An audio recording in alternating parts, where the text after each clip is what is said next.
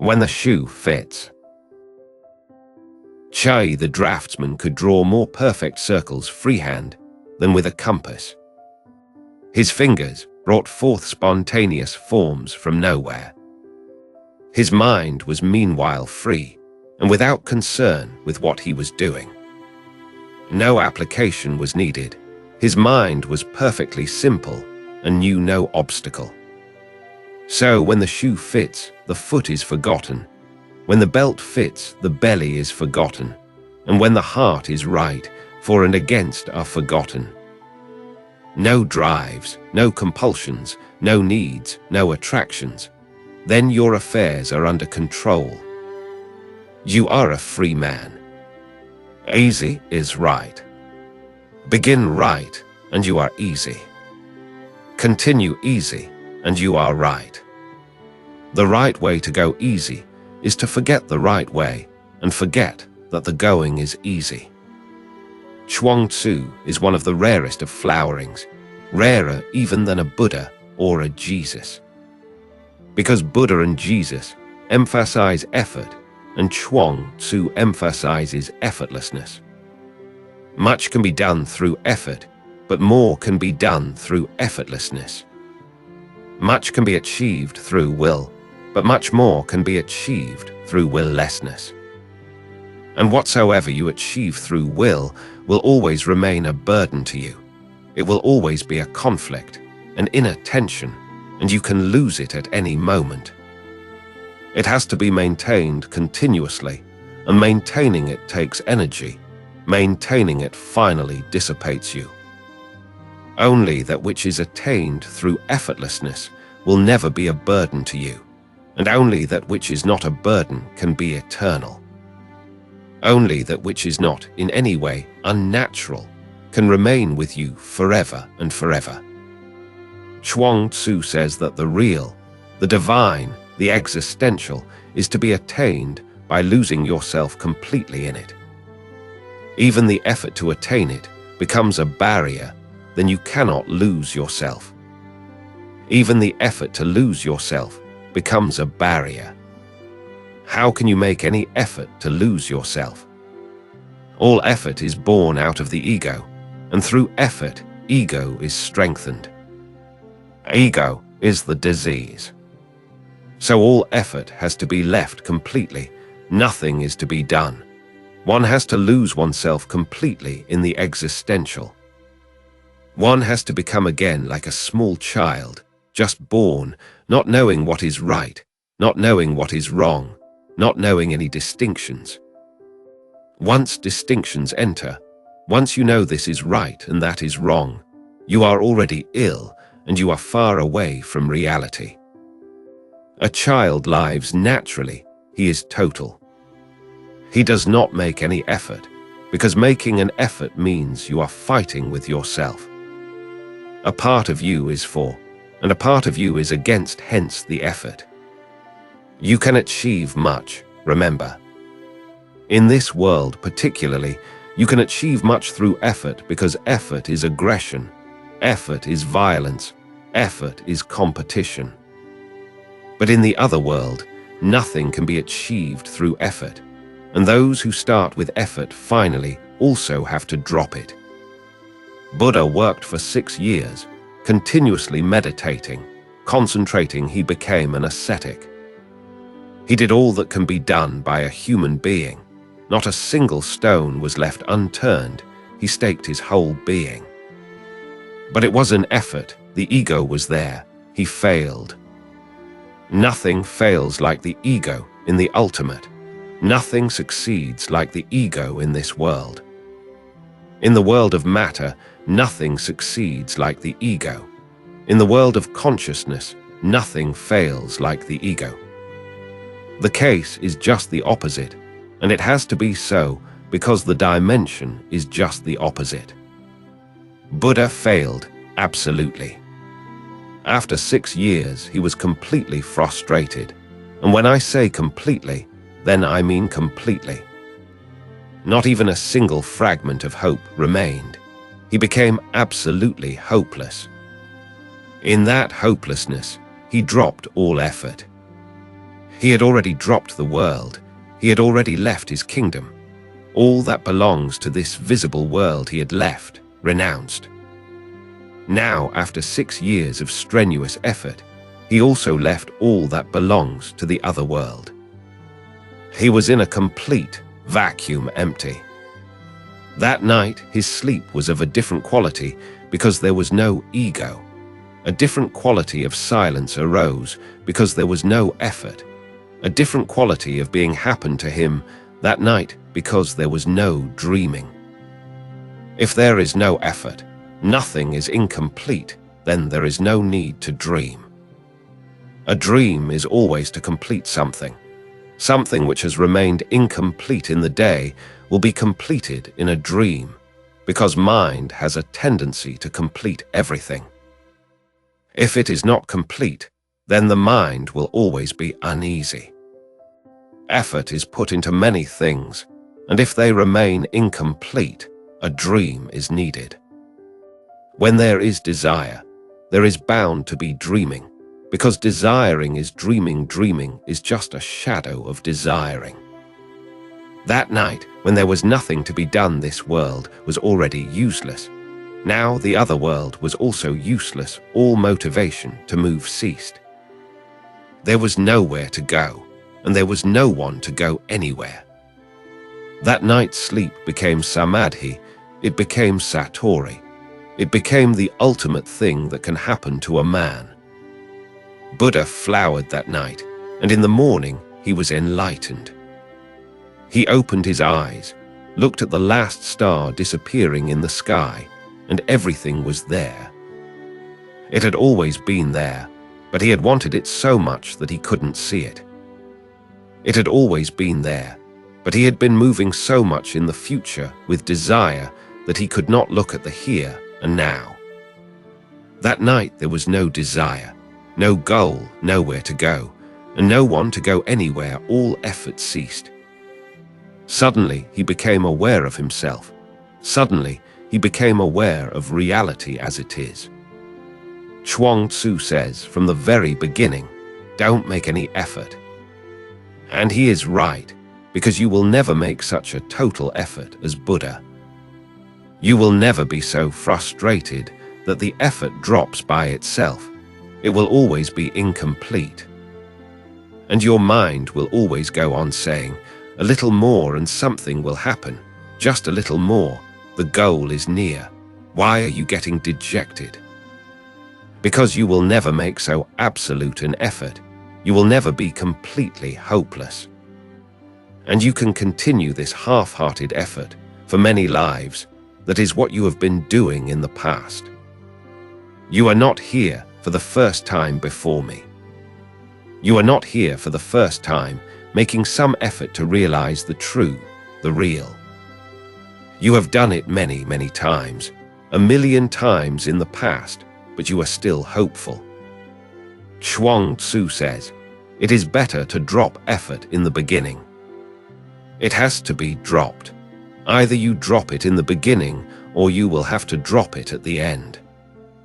But the end may not come soon. Either make a total effort, then it drops by itself, or don't make any effort at all. Just understand the whole thing. Don't move into it at all. Remember one thing, you cannot come out of it if it is incomplete. Once entered, it has to be completed. Because the mind has a tendency to complete everything, not only the human mind, even the animal mind. If you draw a half circle, incomplete, and a gorilla comes and sees it, and some chalk is there, he will immediately complete it. Your mind, as such, has a tendency to complete anything incomplete gives you tension. If you wanted to laugh and you could not, there will be tension. If you wanted to cry and could not, there will be tension. If you wanted to be angry and could not, there will be tension. That's why you have become one long illness. Everything has been left incomplete. You have never laughed totally. You have never cried totally.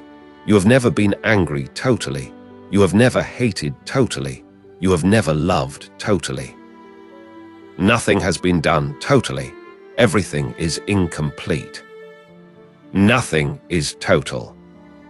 It lingers on, and then there are always many things on your mind. That is why you are so ill at ease. You can never feel at home. Zhuangzi says, it is better not to start, because once you start, it has to be completed. Understand, and don't move in a vicious circle. That is why I say that Zhuangzi is a rare flowering, rarer than a Buddha or a Jesus, because he achieved simply by understanding. There is no method, no meditation for Zhuangzi. He says, simply understand the facticity of it. You are born. What effort have you made to be born? You grow. What effort have you made to grow? You breathe. What effort have you made to breathe? Everything moves on its own, so why bother? Let life flow on its own, then you will be in a let go. Don't struggle and don't try to move upstream, don't even try to swim. Just float with the current and let the current lead you wherever it leads. Be a white cloud moving in the sky, no goal, going nowhere, just floating. That floating is the ultimate flowering.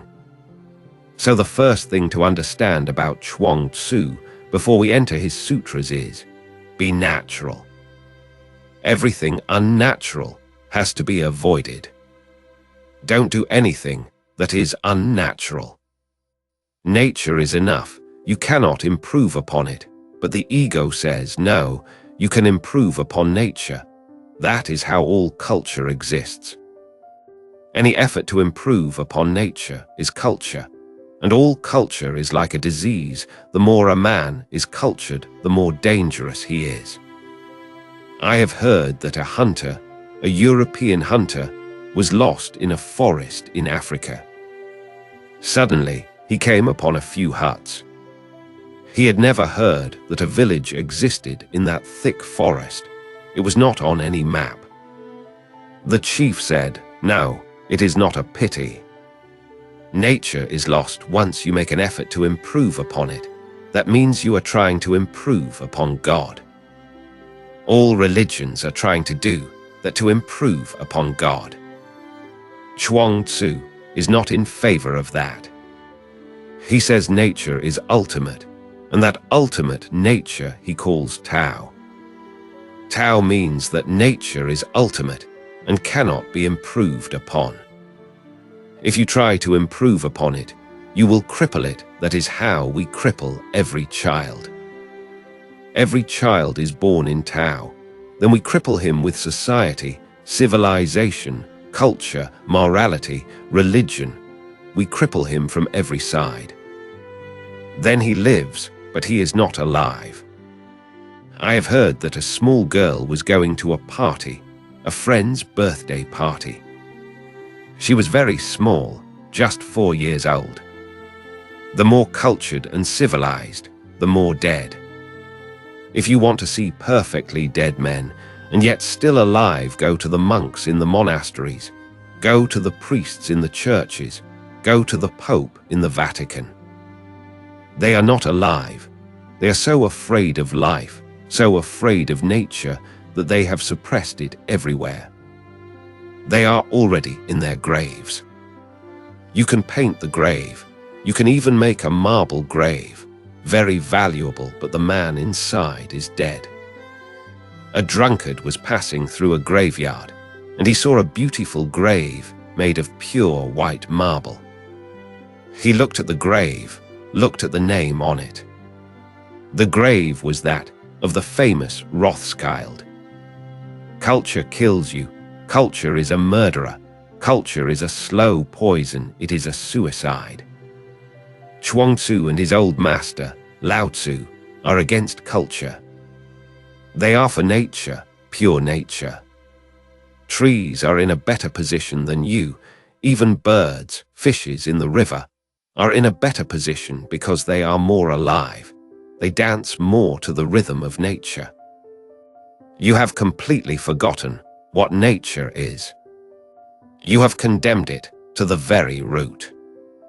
And if you want to condemn nature, you have to start by condemning sex, because the whole of nature arises out of it. The whole of nature is an overflowing of sex energy, of love.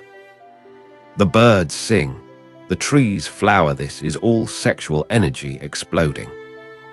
Flowers are sex symbols. The singing of the birds is sexual.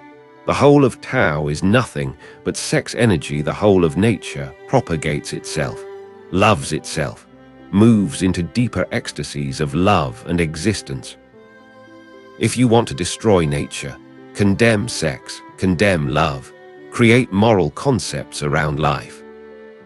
Those moral concepts, howsoever beautiful they look, will be like marble graves, and you will be there inside them. Some drunkard may think that you know what life is, that you know how to live, but anyone who is in his state of awareness cannot even call you alive. Your morality is a sort of death. Before death kills you, the society kills you. That is why Zhuangzi's message is one of the most dangerous, the most revolutionary, the most rebellious, because he says, allow nature.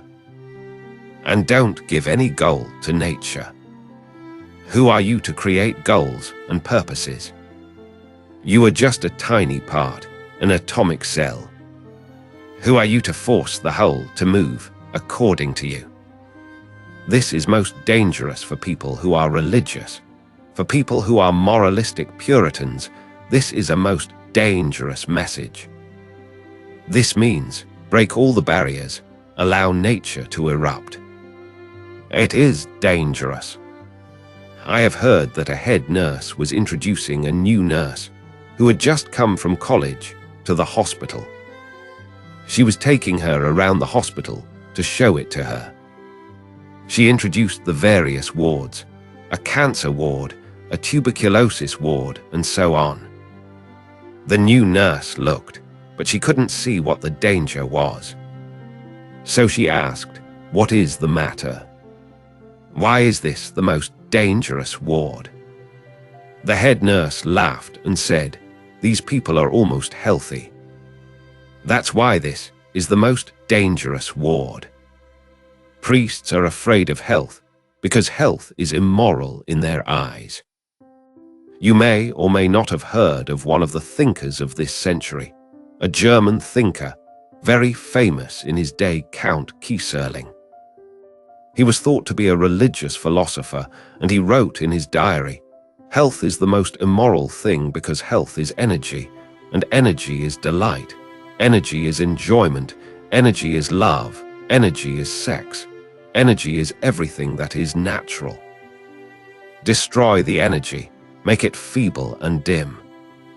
Hence so many fasts just to destroy the energy, just to prevent so much energy from arising that it starts overflowing. Religious people have always thought that health is dangerous. Then to be unhealthy becomes a spiritual goal. I repeat again, Zhuangzi is very rebellious. He says, nature, energy, the ecstasy that comes from overflowing, and the balance that happens spontaneously is enough. There is no need for effort. So much beauty happens all around in nature without any effort. A rose can be so beautiful without any effort. A cuckoo can go on singing without any effort. Look at a deer, alive, full of energy, fast. Look at a hare, so alert, so aware, that even a Buddha may become jealous. Look at nature, everything is so perfect. Can you improve upon a rose? Can you improve upon nature in any way? Only man has gone wrong somewhere. If the rose is beautiful without any effort on its part, why not man? What is wrong with man? If stars remain beautiful without any effort, without any of Patanjali's Yoga Sutras, Why not man? Man is part of nature, just as stars are. So Zhuangzi says, be natural and you will flower.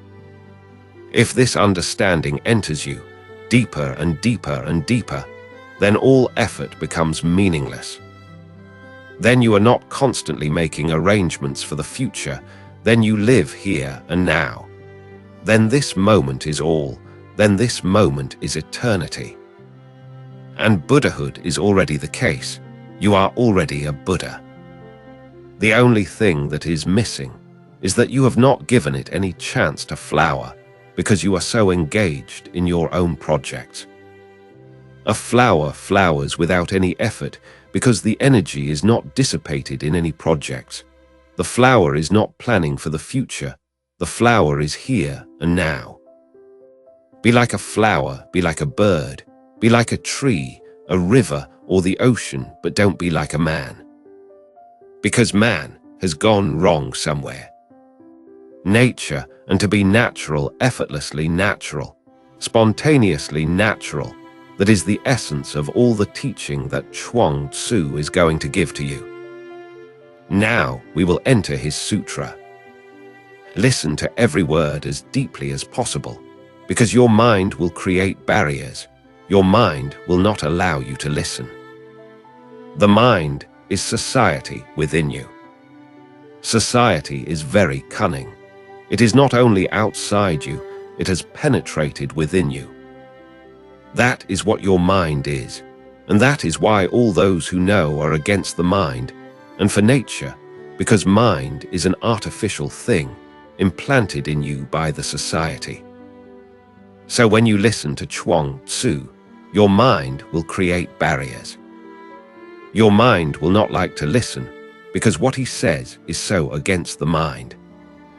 If you allow it, if you put aside your mind and allow it to penetrate you, the very listening will become meditation. The very listening will transform you. There is no other thing to be done, just listening. Zhuangzi believes in understanding, not in meditation. And if I say you have to meditate, it is only because I feel that understanding is so difficult for you. Meditation will not lead you to the goal. No method can lead you to the goal. There exists no method, no technique. Meditation will only help you to understand. It will not lead you to the truth. It will only destroy the mind so that whenever there is truth, you can see it. Chai, the draftsman, could draw more perfect circles freehand than with a compass. Zhuangzi talks about a draftsman of the name Chai, who could draw more perfect circles freehand than with a compass. Really, the compass is needed because you are afraid. If you are not afraid, you yourself can draw a perfect circle without any help. In nature, circles exist everywhere. Everything moves on a circular path. The circle is the easiest phenomenon in nature, and no compass is used. The stars don't consult a map. They don't carry a compass, and yet they go on moving in a circle. If you give them compasses and maps, I am certain they will be lost. They will not know where to go and what to do. You must have heard the story of the centipede. A centipede walks with 100 legs. A frog, who was a philosopher, saw the centipede. He looked at and watched him and became very troubled. It is so difficult to walk even with 4 legs, but this centipede was walking with 100 legs. This was a miracle. How did the centipede decide which leg to move first, and then which one next, and then which one after that? And 100 legs. So the frog stopped the centipede and asked him a question. I am a philosopher and I am puzzled by you. A problem has arisen which I cannot solve. How do you walk? How do you manage it at all? The centipede said, I have been walking all my life, but I have not thought about it. For the first time thought entered the centipede's consciousness. Really, the frog was right. Which leg should be moved first? The centipede stood there for a few minutes, couldn't move, wobbled, and fell down.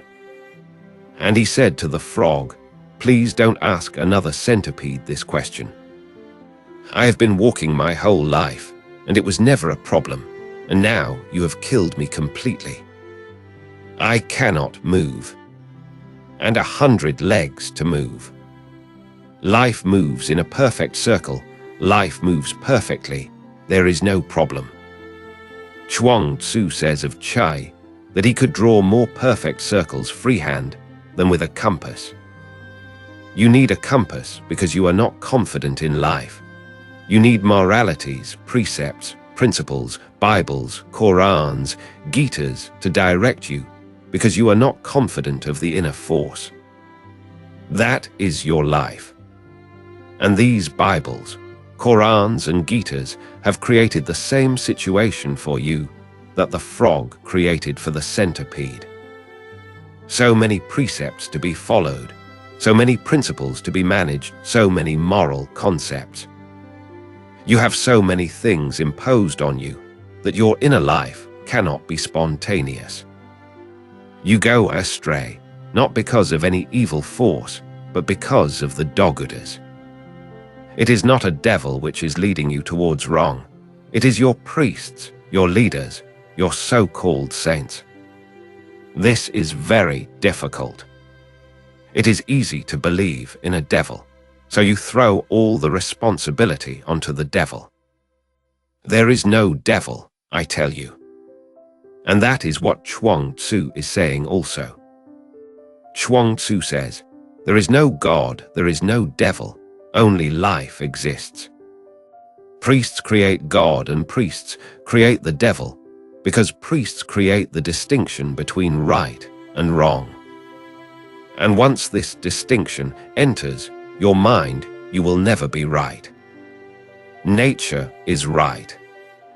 Once the distinction enters your mind that this is wrong and that is right, you will never be right. You will never be at ease. You will never feel relaxed. You will always be tense. And whatsoever you do will be wrong, because the distinction creates confusion. The whole of life is so silent and meditative. Why is so much effort needed for you? It is because there is distinction. Chai, the draftsman, could draw more perfect circles freehand than with a compass. If you are not self-conscious, your life moves automatically. That compass is self-consciousness. If you do anything self-consciously, you will be in trouble. You talk, the whole day you go on chattering with friends, and there is no problem. But if I ask you to come here and talk from this chair to the friends who have gathered here, you will be in the same position as the centipede. And yet you have been talking your whole life, and there was never a problem. Why does this problem come in? The problem comes in because now you are self-conscious. Now so many persons are looking at you, watching you, that now you cannot be at ease and spontaneous. Now you project, now you want to plan, now you want the people to like you. Whatsoever you say, you would like them to be impressed. Now you are self-conscious. Otherwise, everybody is a talker, a born talker. People go on talking, and there is never any problem. But once you put them in a pulpit and tell them to talk to an audience, something goes wrong. What goes wrong? Nothing has changed, but self-consciousness has entered, and self-consciousness is the problem. His fingers brought forth spontaneous forms from nowhere. His mind was meanwhile free and without concern with what he was doing. No application was needed. His mind was perfectly simple and knew no obstacle. His fingers brought forth spontaneous forms from nowhere. Nowhere means everywhere. Nowhere means the ultimate void. Nowhere means the ultimate source, the very ground of life. From where are you breathing so perfectly? Zhuangzi says you are not breathing, rather, it breathes you. You are not breathing, because what do you have to do with it? Nothing. I am breathing is a false notion. Then the whole gestalt changes. Then the whole emphasis is on nature, not on you, not on the ego, but on it, the vast, the infinite that surrounds you, the basis, the very basis it breathes you. When you fall in love, is it really you who falls in love, or does it fall in love through you? When you are angry, are you angry? Because when there is anger, you are not. When there is love, you are not. In anger, in love, in any passionate emotion, you are not. In anything alive, you disappear. Then it exists, the Tao. So a man of Tao is one who has come to understand that I is the most useless thing. It only creates problems and nothing else, so he drops it. Really, there is no need to drop it. Once he understands, it drops, there is no I.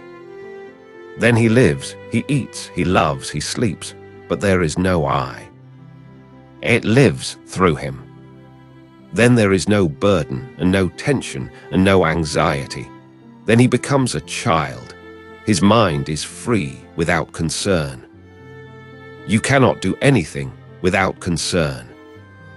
Whatsoever you do, the ego comes in, concern comes in, and then there is anxiety. Look at this phenomenon. A surgeon operates, and he is a perfect surgeon. But if his wife is on the operating table, he cannot operate. His hand trembles. At other times, he works like a perfect mechanism. But when his wife is on the table, he cannot operate. Some other surgeon is needed. What has happened? Concern has entered. With other patients, there was no concern. He was detached. He was not concerned this way or that. He was simply a surgeon, a natural force working. The mind was not there. He was perfect. But now that his wife is there, concern has entered. Will the operation succeed or not? Will I be able to save my wife or not? Now these problems are there. His mind has a concern. Now his hand trembles. Your whole life is a trembling because you have been carrying so many concerns, and now you cannot draw a perfect circle. There is a science for reading your writing, and through it, your mind. There is a definite basis for it, because when you write, your trembling enters it. And when you sign your name, you are the most concerned. Then your trembling is there, and with a magnifying glass that trembling can be observed, can be detected. That trembling can show much about you, because whatsoever you are doing it. It will carry you. It will carry indications about you.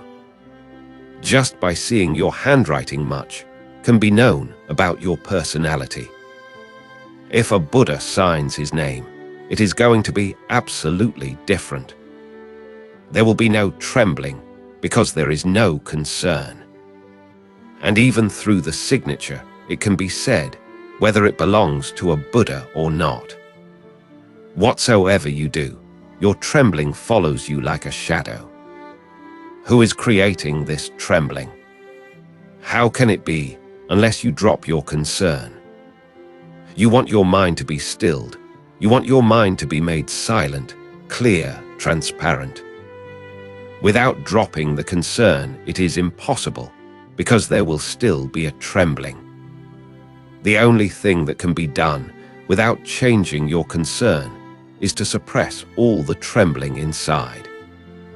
So if you watch, you will feel that on the surface everything is placid, calm, but deep down you are trembling, continuously trembling.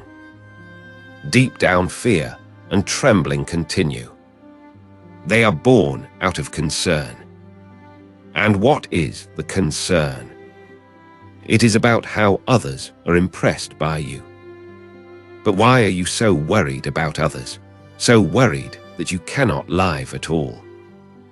Everybody is wondering what others are thinking about them, and the same is the case with the others. They are worried about you, and you are worried about them. Once it happened that Mullah Nasruddin was walking on a path. It was a lonely path. The sun had set, and darkness was descending. So he jumped over a wall that was just nearby and found himself in a graveyard. A newly dug grave was there, so he climbed into it, somehow calmed himself, closed his eyes, and waited for the people to pass so he could go home. But the people had also seen that somebody was there. Mullah had jumped suddenly, so they also became afraid. What was the matter? Was somebody hiding there or doing something mischievous? So they all jumped over the wall.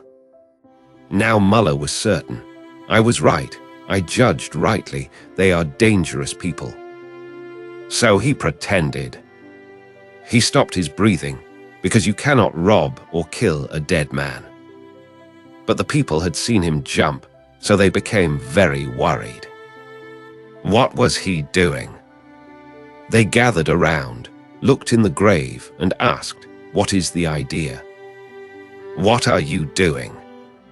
Mullah opened his eyes, looked at them. Then he felt certain that there was no danger. He laughed and said, "Now, here is a problem, a very philosophical problem. You ask me why I am here, and I would like to ask why you are here. It is a vicious circle. You are afraid of others, others are afraid of you, and your whole life becomes a mess. Drop out of this nonsense. Drop out of this vicious circle. Don't be concerned with others. Your life is enough. Don't be concerned with others. And I tell you that if you can live unconcerned, your life will flower, and then others can share in it. You would like to share, and you can give much to others, but first you must stop thinking about others and what they are thinking about you. This about is very dangerous.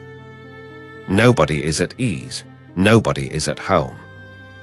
Because of others, everybody is chasing everybody else, and life has become a hell.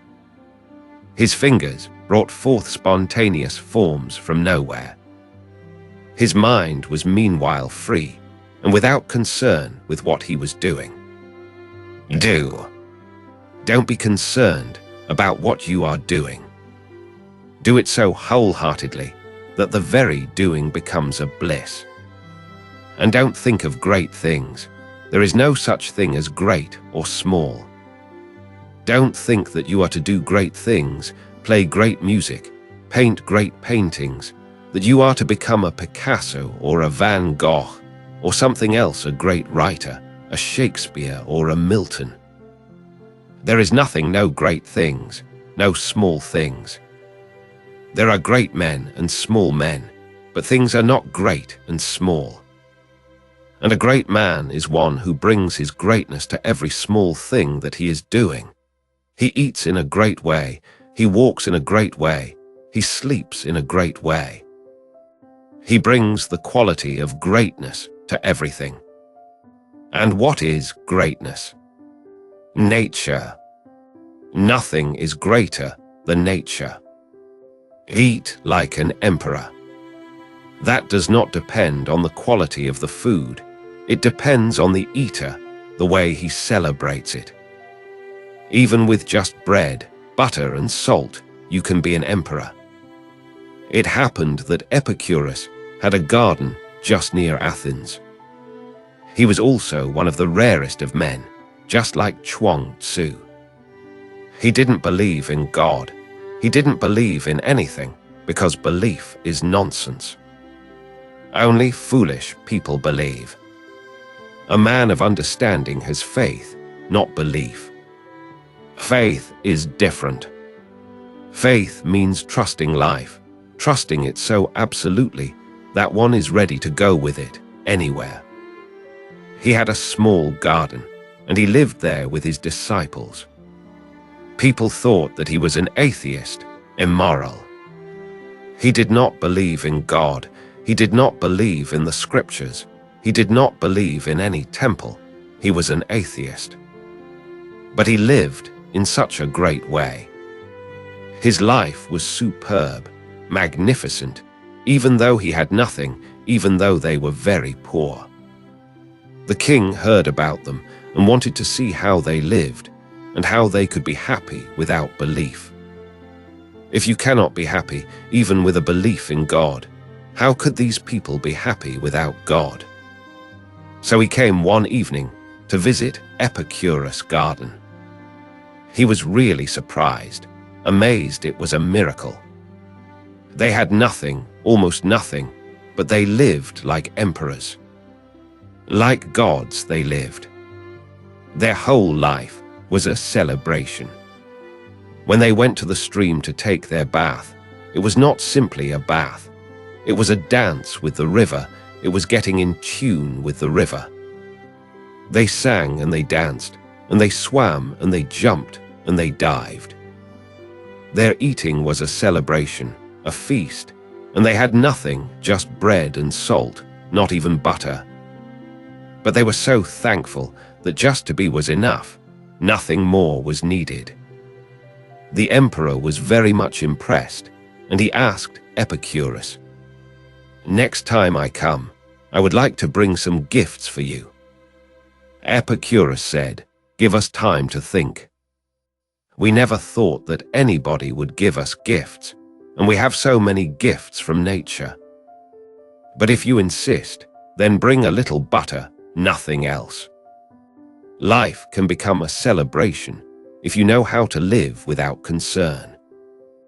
Otherwise, life becomes a long, prolonged disease, an illness which culminates only in death. His mind was meanwhile free and without concern with what he was doing. No application was needed. His mind was perfectly simple and knew no obstacle. You need to learn everything because you have forgotten your nature completely.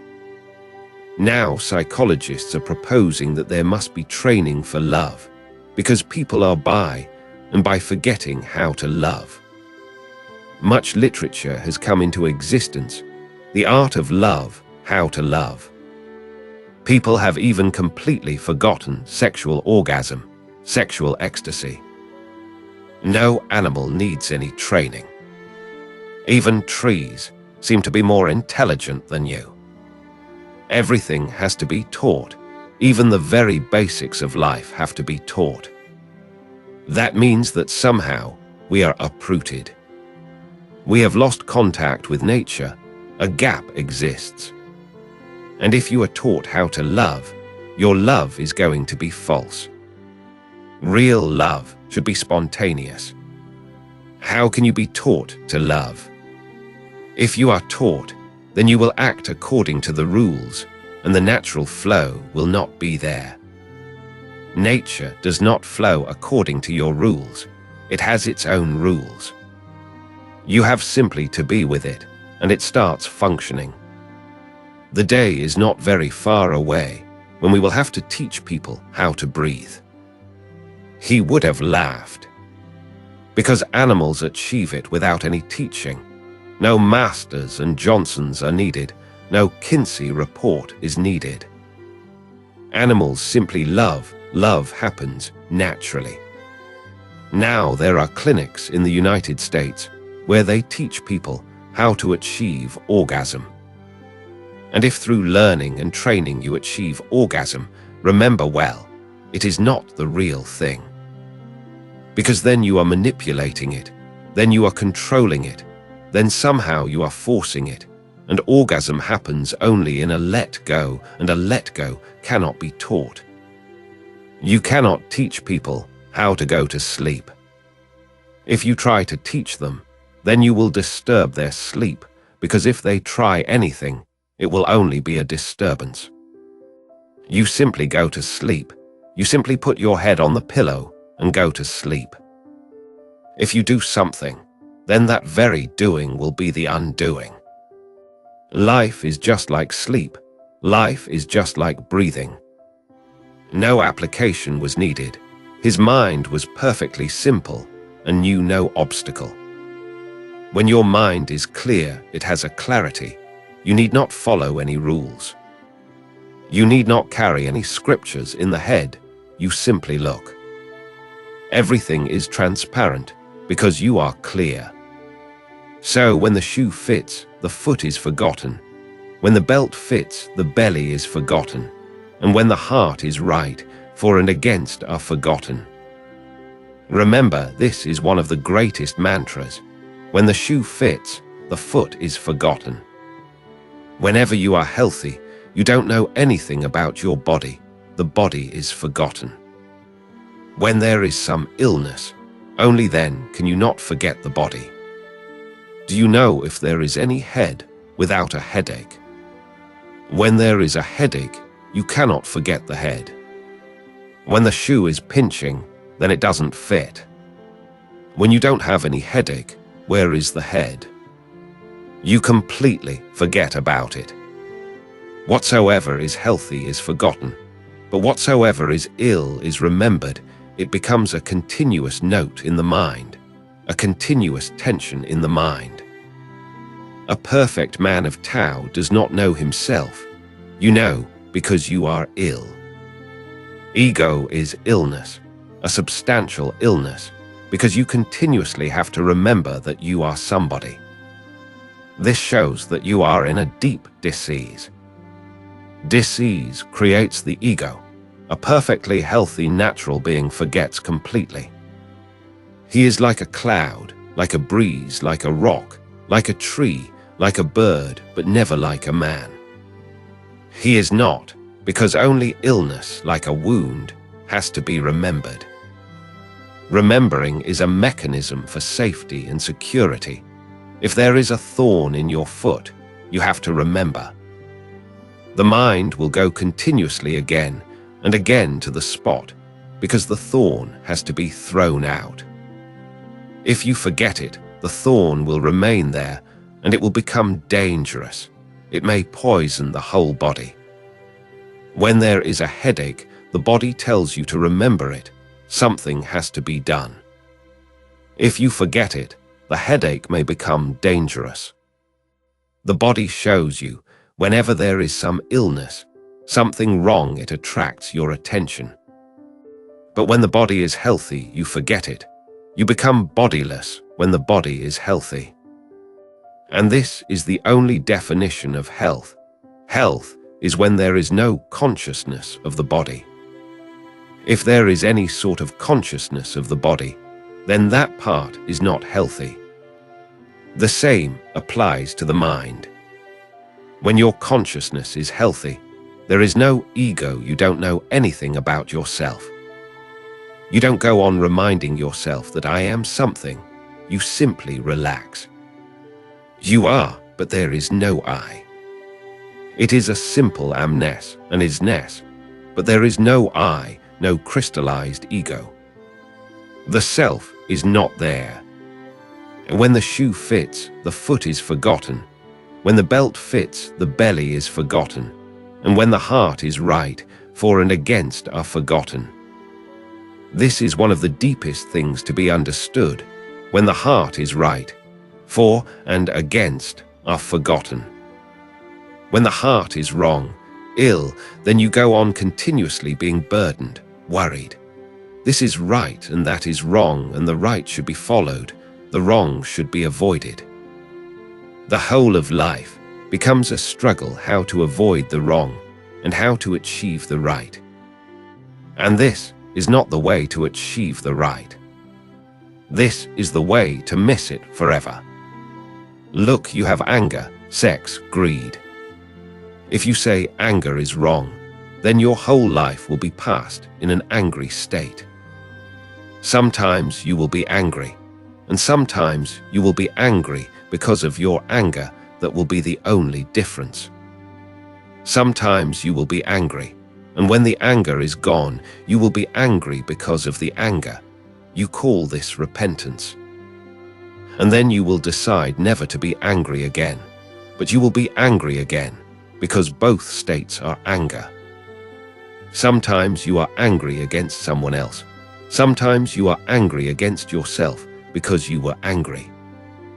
If you are against sex and you say that it is wrong, as the whole world has said, then you will be sexual, and after your sexuality has passed, you will feel guilty. In that guilt, you will ponder and think about sex again and again.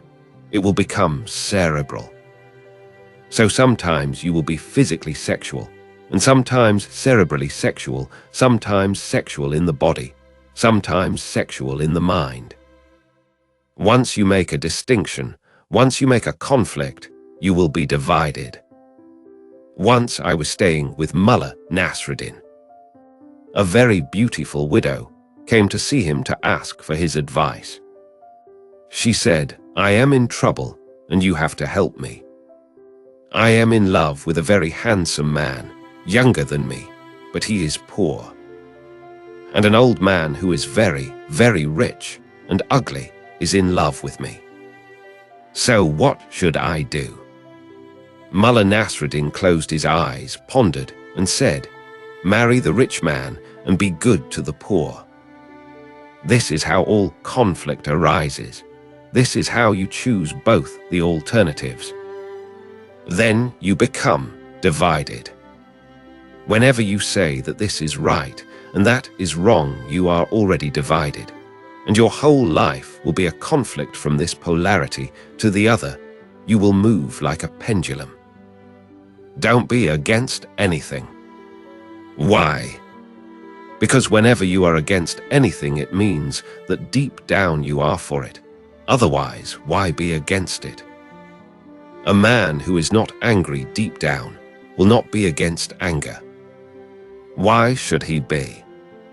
A man who is not greedy deep down will not be against greed. Why should he be against it? There is no problem for him. It is not a choice. He has not made any distinction. Remember, it is always greedy persons who are against greed, sexual persons who are against sex, angry persons who are against anger, violent persons who are against violence. Then what do? They create an opposite goal.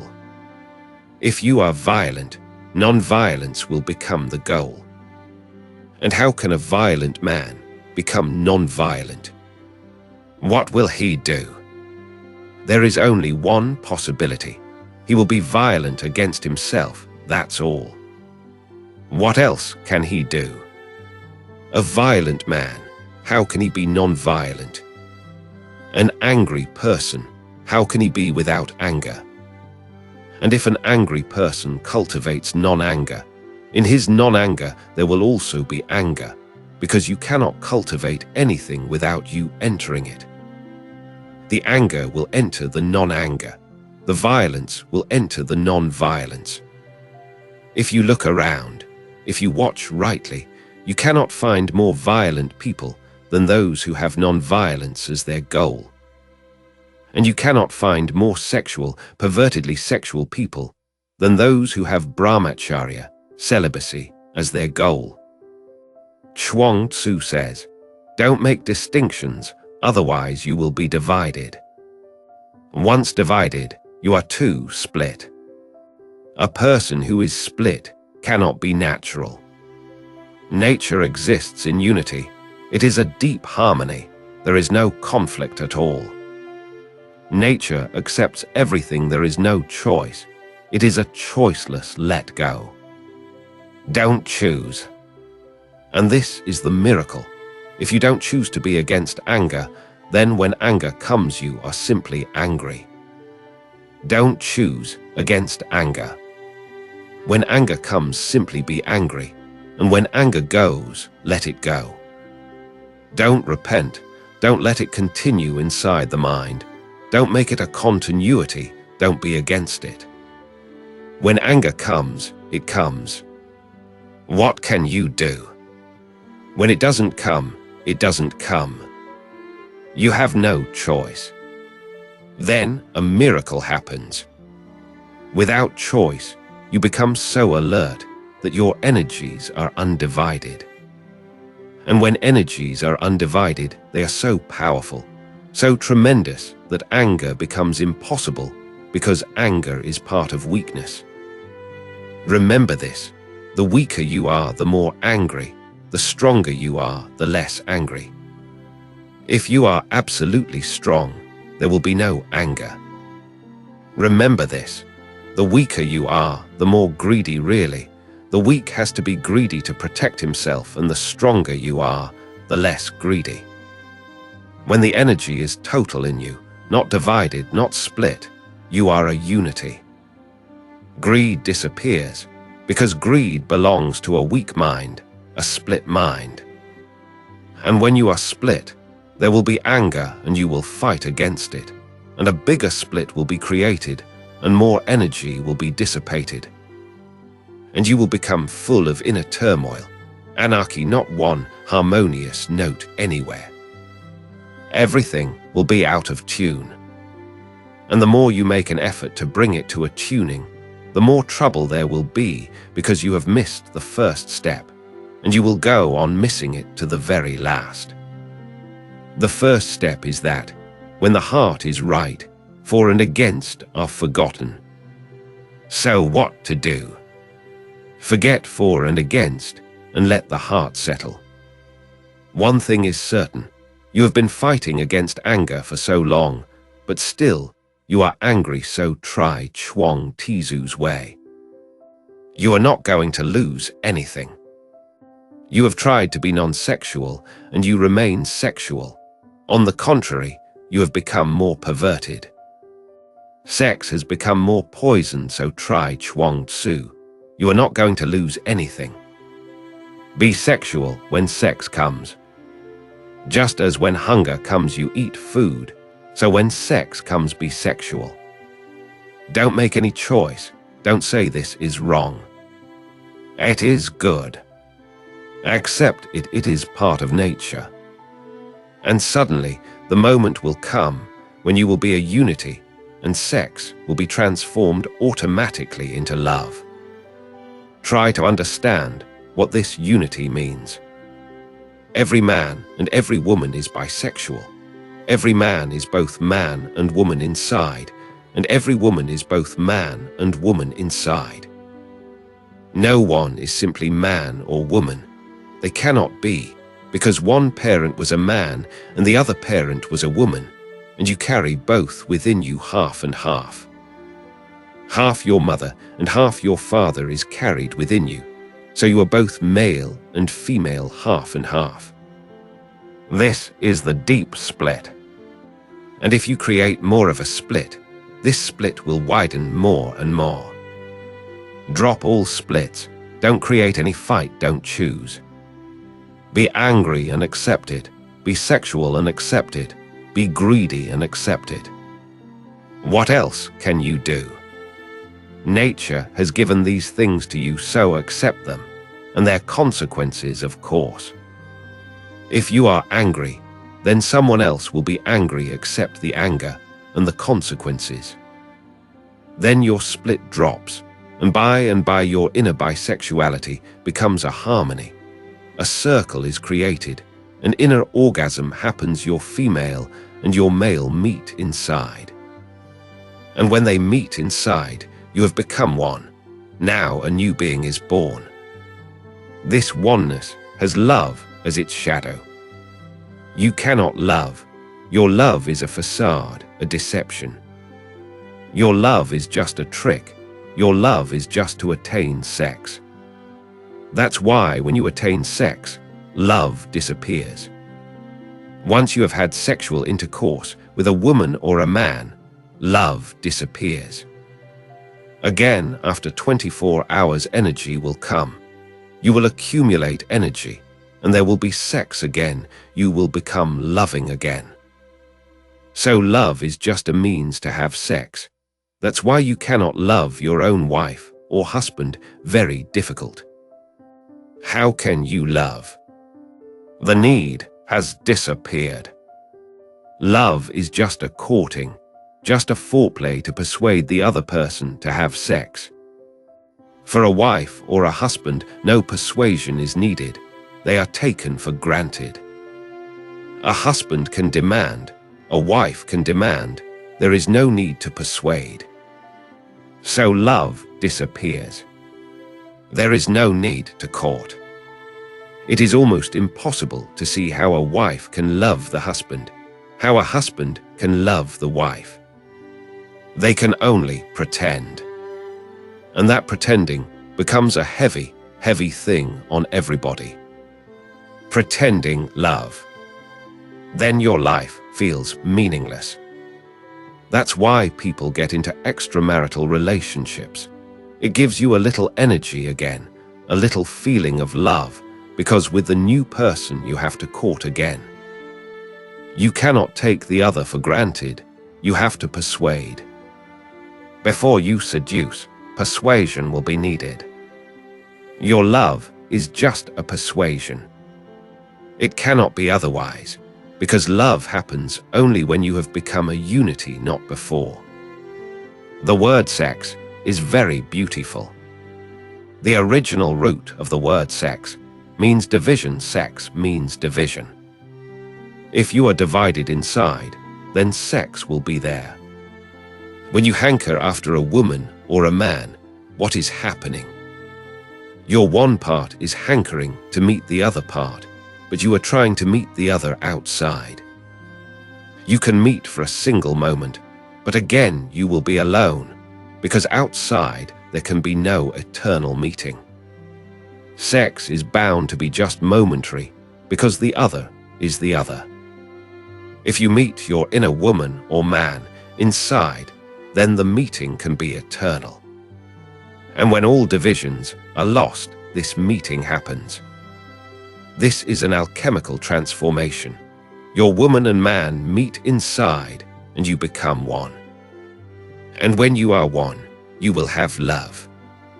Love is a quality of a Buddha, or a Christ, or a Zhuangzi. You are just playing with false coins. You cannot love. And the more you understand it, the better it is, because then you will not be fooled, and you will not be fooling others. When the heart is right, for and against are forgotten. No drives, no compulsions, no needs, no attractions. Then your affairs are under control. You are a free man. Right now you have obsessions, compulsions. You have to do certain things. Continuously the body forces you. The mind forces you to do them. If you don't do them, then you feel uneasy. If you do them, you feel guilty. There seems to be no way out. If you move into sex, you feel guilty. You have done something wrong. If you don't move into sex, you feel uneasy because energy gathers. And where can you release that energy? Then the energy moves inside and forces you, compels you. Your life is one of compulsions and obsessions. And whatsoever you do, you will be in trouble, because if you move into sex, you will feel frustrated. All dreams will be shattered. Nothing will be achieved. You have been imagining so much. You are projecting so much. But the real thing is never in any way equal to that which you were dreaming of. The more you dream, the more the actual will be frustrating, and then you feel, why waste energy? Why get into relationships and unnecessary complexities? Because when the other is allowed in, he will bring his own problems. So every relationship becomes a burden. It is not freedom, because every relationship arises from compulsions. Only a man whose heart is at ease, one who has become a unity, is a free man. That doesn't mean that he will go to the Himalayas or escape to Tibet. No. He will be here, but he will be here with a different quality. He will love, he will have compassion, there will be relationships, but he will remain free. No relationship comes out of obsession. It is just his sharing. He shares his being. He has too much, so he gives it. And if you accept his gift, he feels deeply grateful to you. Look, your love is just a technique to obtain sex. His love is not to achieve anything. His love is not to get anything from you. His love is just a sharing. He has it. He has so much that he gives some to you. And the more he gives, the more it grows. His being moves in a different dimension. Just look, go into the garden and see. If flowers are left on the plants, then more flowers will not come. I have been observing it.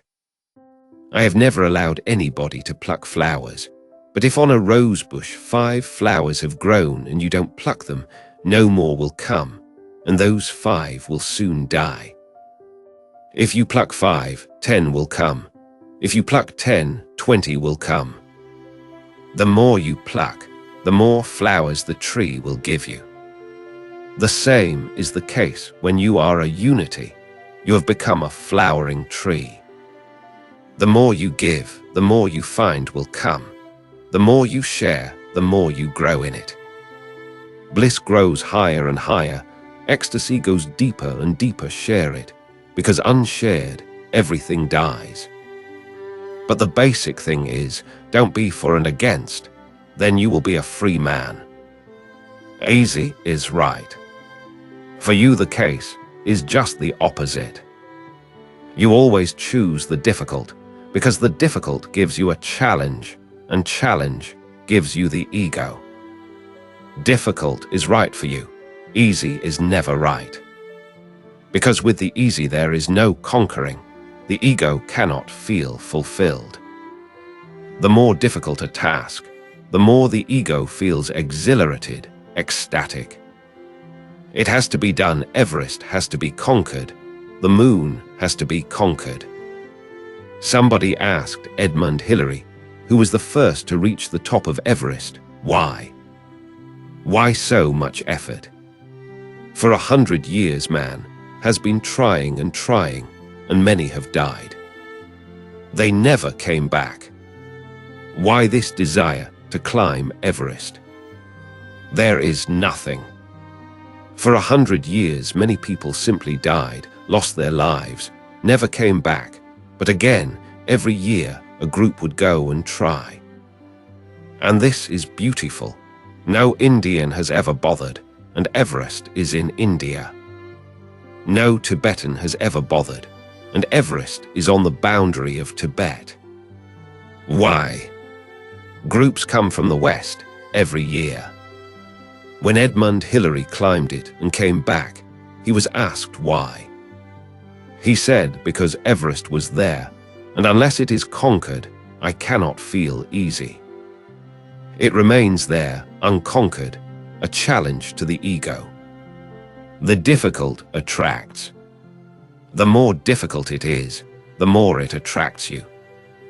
It becomes more valuable because through it, if you conquer it, you will achieve a greater ego. Even if you fail, you will achieve a greater ego because you at least tried, while others have not tried at all. If you achieve with the easy, nothing is achieved because the ego cannot feel greater.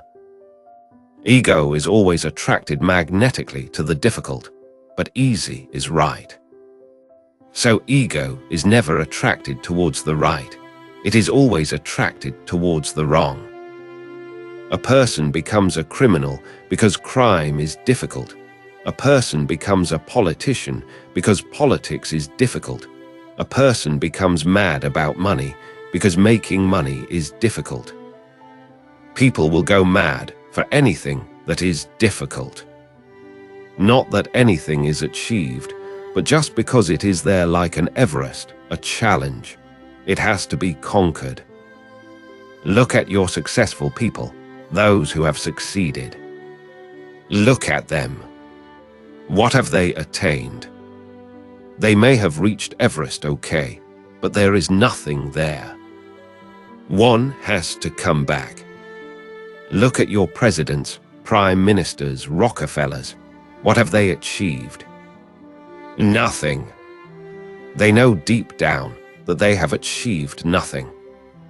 But one thing they have done, the most difficult thing, history will remember them. History always remembers foolish people, because fools make history and fools write it. Zhuangzi makes no history, because easy is right. So how can you make history if you are easy? If you win a war and kill millions of people, you make history. If you just brush your teeth in the morning, how can you make history? And easy is right. You take a bath and you sing a little song, how can you make history? You eat your food and you silently go to sleep without any dreams, how can you make history? No. History takes no notice of persons who are easy and natural. History takes notice of people who are mad, obsessed with something, who create trouble in some way or other. And difficult is wrong, easy is right. Be easy and don't try to be in history. Leave it for fools and mad people, you just stay out of it. Because you cannot have both. Either you can have life, or you can be remembered in history. If you have life, you will be just an easy and simple man doing simple and small things and enjoying them. You will not create any trouble for anybody. Nobody will take any notice of you. You will exist as if you never existed. That is what easy is, existing as if you are not existing, existing as if you are not in anyone's way. Nobody will know about you, but there is no need. You will enjoy. You will attain to the highest peak of ecstasy. Easy is right. Begin right, and you are easy. And this is the criterion. Doing anything, if you feel easy doing it, it is right. If you feel uneasy doing it, something is wrong. If you are tense, it means you are living an uneasy life. If you cannot sleep, cannot relax, cannot let go, it shows you are living an uneasy life. You are after difficult things, impossible things. Change your style of life. You are on the wrong path. Begin right, and you are always easy. Begin right, and you are always at rest. That is the criterion. So always look at what happens when you do something. If you become peaceful, if you become restful, at home, relaxed, it is right. This is the criterion. Nothing else is the criterion. What is right for you may not be right for somebody else. Remember that too. Because what is easy for you may not be easy for somebody else. Something else may be easy for him. So there can be no universal law about it. Every individual has to work it out for himself. What is easy for you? Don't listen to the world, because there are people who would like to impose their laws on you. These people are enemies, criminals. Nobody who has understood life would like to impose anything on you. He will simply help you to be easy so that you can find what is right for you. Continue easy and you are right. And then live in such a way that you are always easy. Just like a small child, sleeping happily, eating happily, dancing happily, bubbling with energy, just easy. Remember, nobody will take any notice of you. People may even think you are mad. Because if you are serious, they think you are valuable. If you go on laughing and you make your life fun, they think you are a fool. Let them think. You be a fool, but be easy. Don't be a wise man and uneasy, because no wisdom can flower in an uneasy life. That wisdom is false, it is borrowed. Be easy. And it is not difficult to be easy. Once you understand, then you can find your path. Continue easy, and you are right. Beautiful is Zhuangzi, incomparable is Zhuangzi, unique is Zhuangzi. Because he says, continue easy and you are right. He doesn't say, be non-violent, then you are right. Be truthful, then you are right. Don't be angry, otherwise you will be wrong. Don't be sexual, he says. Be easy and continue easy, and you are right, and then you choose your own path. He gives you the essence, not particular directions, but just a universal truth. The right way to go easy is to forget the right way. Because if you are too concerned with the right way, you will become uneasy. So even with Zhuangzi, be easy, otherwise you will become uneasy. And you are so efficient at becoming uneasy that you can even turn Zhuangzi into a madness. The right way to go easy is to forget the right way. Just forget. Be easy, that is all. And forget that the going is easy. That too.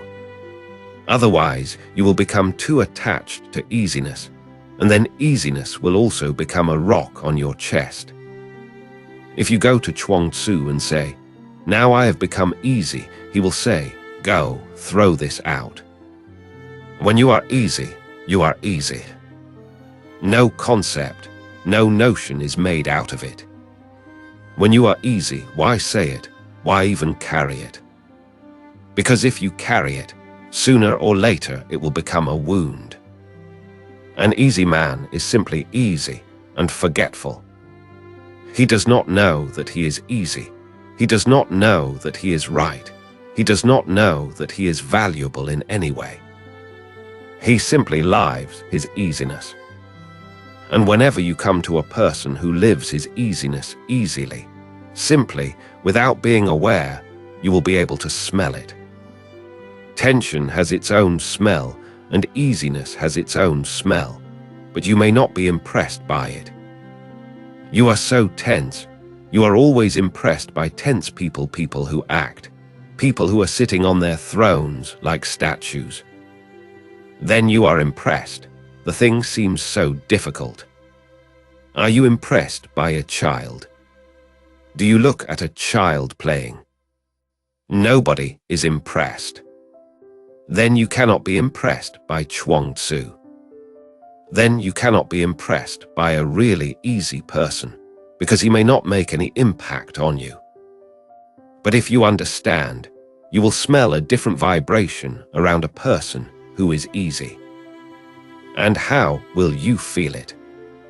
What will be the way? The way will be that near a person who is easy, you will also feel yourself becoming easier, more relaxed. A really relaxed man will make you relaxed. A tense man will make you tense. With a man who lives naturally, you will feel that you are at home. He will not force you in any way. He will not try to change you in any way.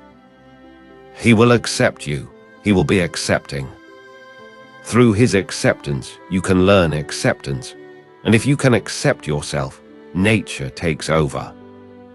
And once nature takes over, the ocean is not very far. The river is constantly flowing towards it.